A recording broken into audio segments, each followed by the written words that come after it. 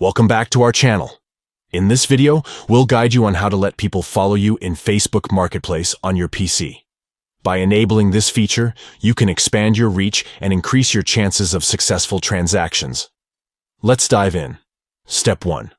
Open Facebook. Ensure you are logged into your account. Step 2. From the left menu, locate and click on Marketplace. It's usually represented by a storefront icon. Step 3. Once you're on the Marketplace page, look for the gear icon located next to the Marketplace label. Click on it to access the settings.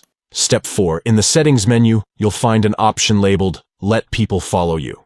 Toggle the switch next to it to enable this feature. And there you have it. You have successfully enabled the Let People Follow You feature in Facebook Marketplace on your PC. Now, potential buyers and sellers can follow your profile and stay updated with your listings. Don't forget to share this video with your friends who might find it useful. Thanks for watching, and we'll see you in the next video.